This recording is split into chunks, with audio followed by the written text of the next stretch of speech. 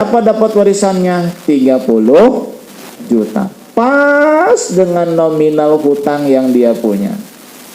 Awas, nih yang 30 juta jangan disedekahin ini. Pakai buat apa? Bayar hutang. Ustadz, nanti aja lah bayar hutang kalau dapat rezeki lagi. Rezeki dari mana? Ada nggak kayak kelihatan nih bakal dapat? Nggak ada sih. Ngandelin warisan, nggak ada lagi. Warisan dari mana lagi?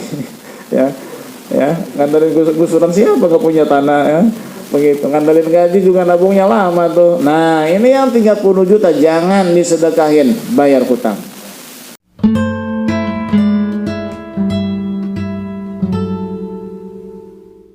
Kitab At-Taqriratus Sadidah masih membahas tentang sedekah sunnah. Bismillahirrahmanirrahim. Qala al-musannif rahimahullahu ta'ala wa nafa'ana bihi wa bi ulumi fid dharain. Wa tata'akkadu shadaqatu tatawwu'i indal umuril muhimmati. Sangat dianjurkan melakukan sedekah sunnah dalam hal-hal yang genting, seperti ketika berperang ya, atau misal dalam keadaan paceklik ya, banyak kelaparan, krisis, itu banyakin sedekah. Termasuk ketika terpilih gerhana matahari, gerhana bulan, ketika ada bencana wabah kemarin corona ya, itu banyakin sedekah. Termasuk ketika sedang sakit, bahkan ketika melaksanakan ibadah haji, itu banyakin bersedekah. Karena dengan sedekah Allah akan menolak berbagai macam bahaya pada diri kita. Begitu ya. Di perjalanan juga sama bersedekah ya. Lebih-lebih kalau kita mau keluar rumah, usahakan sedekahlah dulu ya. Dengan mengatakan, ya Allah, saya membeli keselamatan diri saya dengan sedekah ini. Cukup dalam hati aja. Ya nggak mau juga nggak apa-apa ya. Kita ambil uang 2.000 mau nyebrang ya, di sebelahnya sama Pak Ogah ya. Pak Ogah ya. Iya. Berapa? 2.000. Dalam hati niat, ya Allah, saya membeli keselamatan diri saya dengan uang 2.000 perak ini. Itu. Biar nanti kita selamat di perjalanan, sampai pulang selamat. Kenapa? Karena kita sudah membeli keselamatan kita dengan uang itu, gitu ya, dengan sedekah itu. Insya Allah ya. Dan itu banyak juga kisah yang sudah saya ceritakan ya. Pernah kan ada seorang pencuri anak burung ya, ingat ya, pencuri anak burung, ternyata dia selamat karena dia sedekah sepotong roti kepada orang miskin, begitu, orang kelaparan. Terus ada juga orang yang akan dicelakakan ya di dalam buntalan kain yang dia bawa itu ada ular hitam di dalamnya, tapi karena dia bersedekah maka ular itu keluar dengan sendirinya. Dan banyaklah kisah-kisah yang sudah saya ceritakan dalam kajian-kajian sebelumnya. Makruhatun muta'alliqatun bi shadaqati tatawu'i. Hal-hal yang dimakruhkan ya di dalam sedekah sunnah. Jadi sedekahnya mah sunnah, namun jika kita melakukan sesuatu di dalam sedekah sunnah ini maka hukumnya makruh. Nah, yang pertama at-tasadduqu birradi. Sedekah dengan sesuatu yang sudah jelek. Ya. Yang udah jelek, makanan yang udah mau busuk, itu makruh. Ya. Kemudian sedekah minuman yang udah mau basi, sedekah papais yang udah cepel, ya.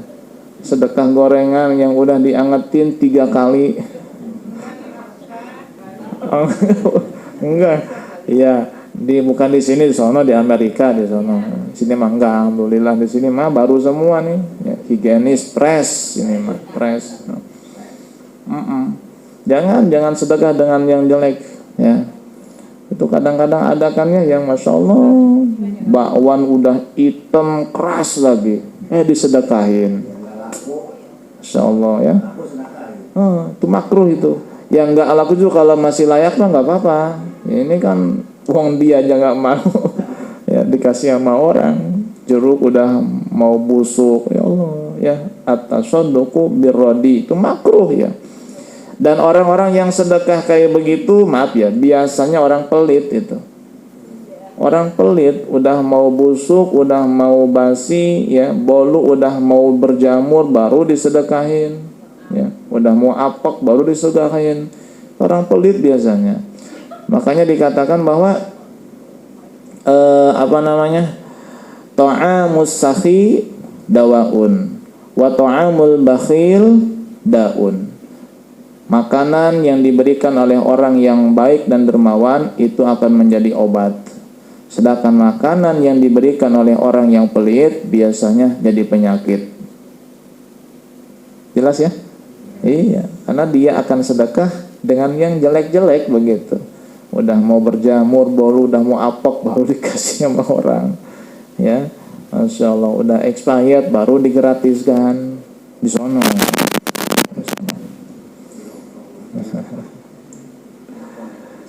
Illa fi syai'aini, nah kecuali dua hal. Meskipun jelek nggak apa-apa nih. Yang pertama as-saubil khaliq, pakaian yang jelek. Artinya pakaian yang sudah kusam, nggak apa-apa tuh. Karena pakaian itu masih, ya mungkin kita nggak mau, tapi orang lain mungkin masih mau memakainya. Atau bisa dipakai buat elapkan pakaian mah, begitu. Jadi kalau pakaian mah nggak apa-apa nih, terutama tadi ya. Pada hari Asyura tadi ya, kita dianjurkan bersedekah begitu. Sedekah pakaian ya, pakaian yang masih layak pakai meskipun udah rodi, udah nggak bagus, nggak apa-apa, pakaian mah nggak makruh ya. Pakaian, sepatu, pokoknya apa yang dipakai ya, termasuk jam tangan ya, cincin, kacamata, sendal ya, celana dalam masuk nggak tuh? Jijai ya. Nah, samping ya, jubah, peci, topi, tas, apa-apa tuh, meskipun yang sudah agak jelek begitu, tapi masih layak pakai, nggak sobek gitu. Nah, yang kedua wal auraqin naqdiyati, uang itu ya nggak apa-apa, udah jelek juga sedekahin ya. Biasa kan yang udah jelek uang yang 2.000-an itu. Kalau yang cepian kan jarang yang jelek gitu, benar nggak? Yang 2.000-an itu ya banyak perjalanannya gitu ya, banyak ya, tukang ikan ya, pindah lagi ke tukang sayuran, pindah lagi ke tukang petir, pindah lagi ke tukang rokok, balik lagi ke ustad ya, pindah lagi ya. Uang 2.000 nggak apa-apa, uang mah ya, karena uang itu jangankan yang udah jelek, yang sobek ditambah lagi masih laku nggak? Masih laku. Udah sobek di lakban masih laku. Subhanallah ya, masih laku. Jangankan sobek di lakban, yang kena rayap masih laku nggak?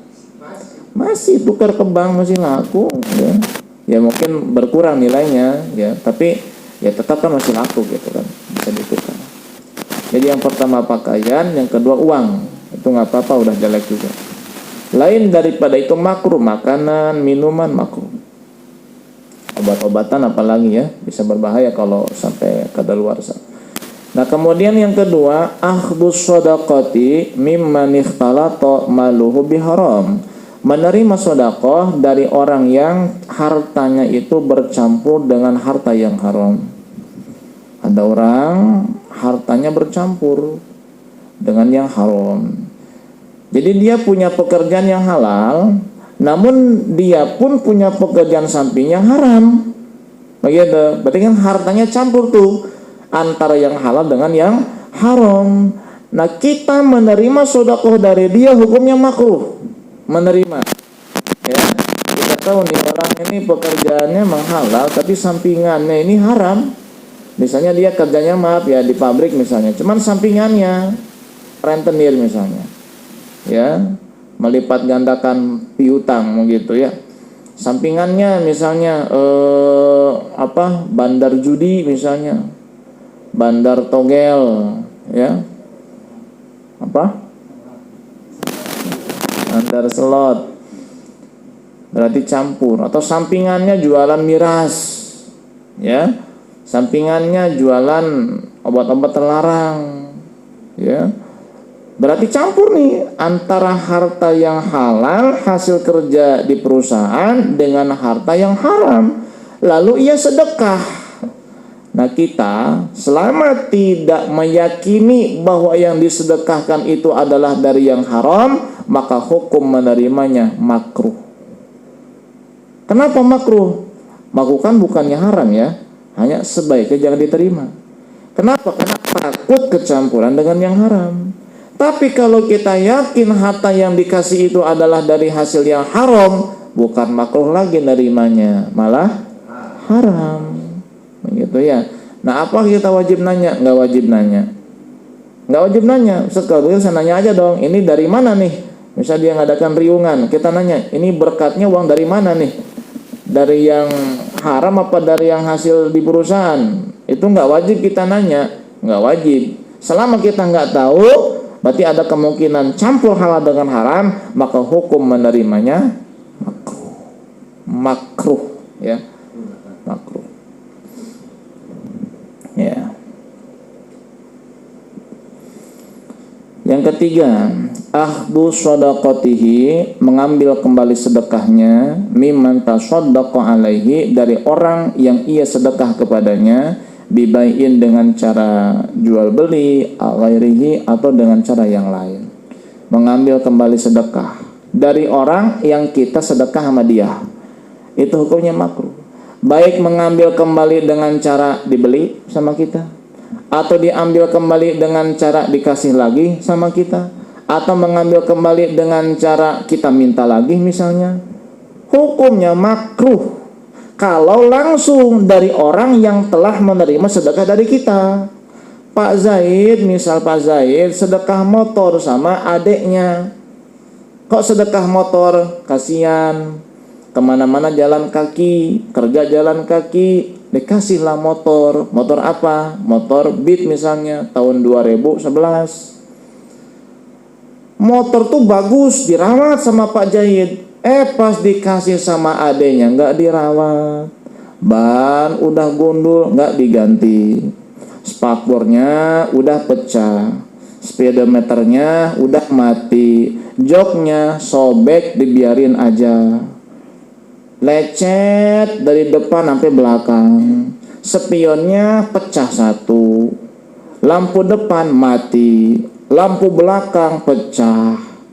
Waduh, sayang amat ya. Ini motor dipegang sama saya, mah dirawat sama saya. Pas dikasih sama adik kok nggak terawat. Diambil lagi sama Pak Jahed. Udah sini motornya lah, saya ambil lagi.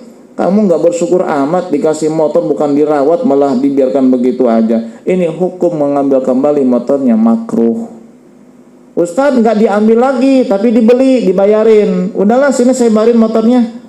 Dia yang ngasih tapi dia yang bayarin, begitu kan. Karena kalau mau ngasih secara itu kan paksa, mengambil paksa kan nggak enak juga. Udah dikasih kok diambil lagi, udah dibayarin tuh, udah nanti kamu cari motor yang lain dah, ini saya motor ini saya rawat lagi. Itu juga nggak boleh, makruh. Mau dengan cara dibeli ulang, mau dengan cara diambil lagi, mau dengan cara diminta paksa lagi, hukumnya makruh kalau memang dari orangnya langsung. Beda kalau itu barang udah pindah ke orang lain. Misal ini barang motor yang tadi sama adenya dijual sama orang lain, sama si kakak dibeli itu motor dari orang lain, itu hukumnya nggak apa-apa. Kenapa? Karena bukan langsung dari orang yang telah menerima sedekah dari dia. Begitu ya. Pokoknya madah, nggak usah menyesal, nggak usah merasa sayang begitu. Yang namanya udah kita sedekahkan, urusan yang nerima tuh mah mau dirawat mau kagak, udah urusan dia. Jangan punya perasaan begitu, sayang amat ya sama saya mah dijaga, sama dia mah nggak dijaga. Nah itu nggak boleh kita berusaha ingin mengambil kembali ya. Umar bin Khattab dulu pernah memberikan seekor keledai atau kuda kepada seseorang ya, yang dianggap temannya begitu. Ternyata kuda itu tidak dirawat sampai kurus.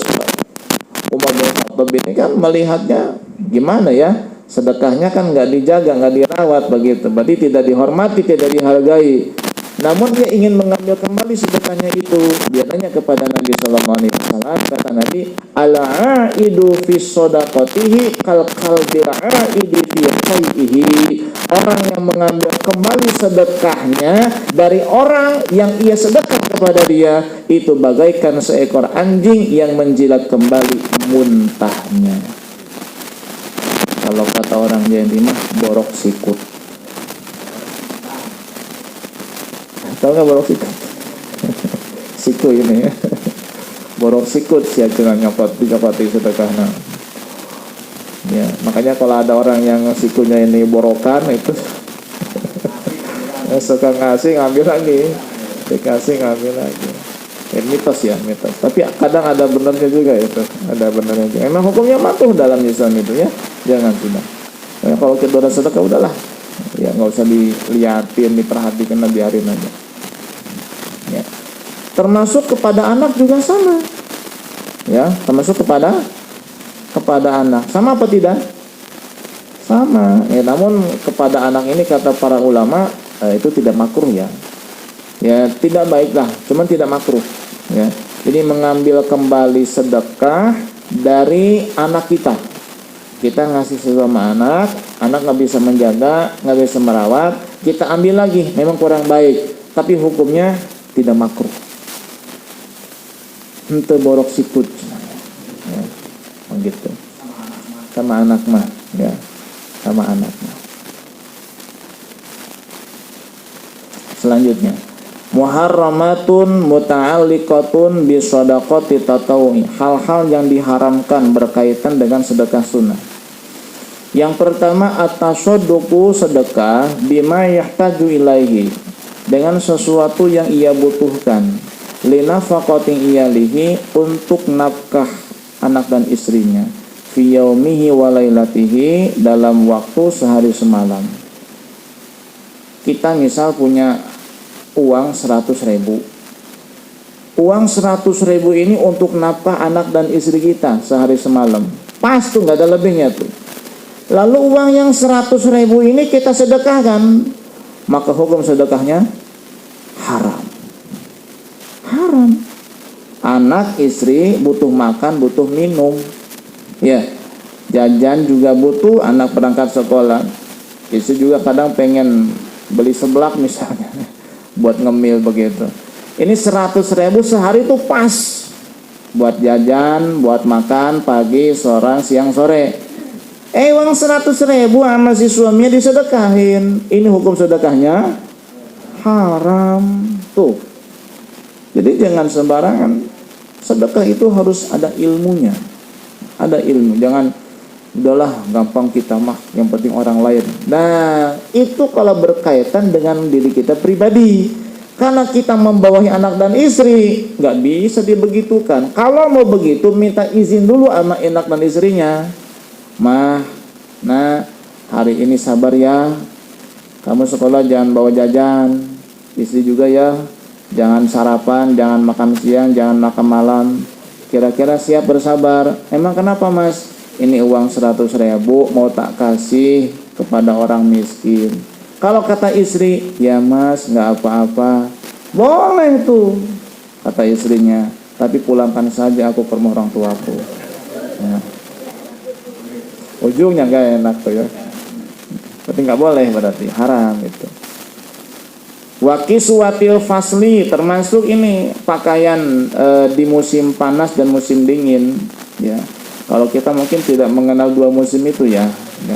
Tapi untuk di daerah Eropa, ya, daerah Barat, termasuk di ini Asia Timur ya, Sarkul Asia, Asia Timur ya, seperti atau Jepang, atau misal di Arab Saudi juga sama ya, di Yaman juga sama. Itu ada dua musim, panas dan dingin. Berarti kudu punya dua pakaian itu. Pakaian untuk musim panas dan musim dingin. Gak mungkin kan pakaian musim dingin dipakai di musim panas, ya, kedinginan, ya. Atau pakaian musim musim dingin dipakai musim panas, kepanasan. Atau pakaian di musim panas dipakai musim dingin, ya kedinginan berarti. Jadi harus ada pakaian. Nah ternyata Misal kita punya uang buat beli pakaian di musim dingin untuk anak dan istri kita, namun uang ini kita beli karena kita kasih sedekah sama orang lain, ini hukumnya juga haram. Kenapa? Karena uang itu kita butuhkan untuk membeli pakaian di musim tersebut. Kecuali kalau pakaian yang kemarin masih ada, atau untuk beli pakaian uangnya ada sisa, itu lain lagi hukumnya ya. Ini kita bicara memang punya segitu-gitunya untuk kebutuhan kita sehari semalam makan, anak dan istri, dan untuk beli pakaian di dua musim tersebut. Namun uang itu kita sedekahkan, itu hukumnya haram. Begitu.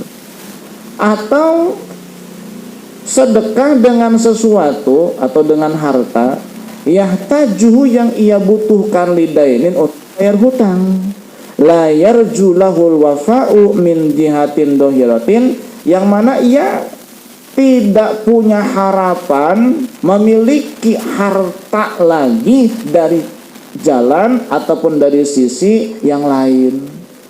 Misal dia punya rezeki nih berapa? 1 juta, untuk kebutuhannya 500.000, sisa 500.000 itu untuk bayar hutang, karena dia punya hutang jatuh tempo berapa? 500.000. Nah, dan dia pun tidak punya harapan bisa membayar hutang dari penghasilan yang lain, karena dapat uang 1 juta itu pun jarang begitu. Sekalinya dapat 1 juta berarti pas untuk kebutuhannya 500.000, untuk hutangnya 500.000. Apakah ada jalur yang lain atau ada kesempatan yang nampak di depan akan dapat uang yang sama atau yang lebih untuk melunasi hutang? Tidak ada. Maka hukumnya sedekah dengan uang tersebut adalah haram. Kenapa? Uang tersebut dibutuhkan untuk bayar hutang, sedangkan ia tidak punya planning bakal dapat uang yang sama atau lebih dalam waktu yang dekat dari sisi yang sudah jelas. Gitu. Jelas ya? Misal dia punya hutang 30 juta, misal ini mah. Kalau ngandelin dari gaji mah 30 juta, kapan nyampenya?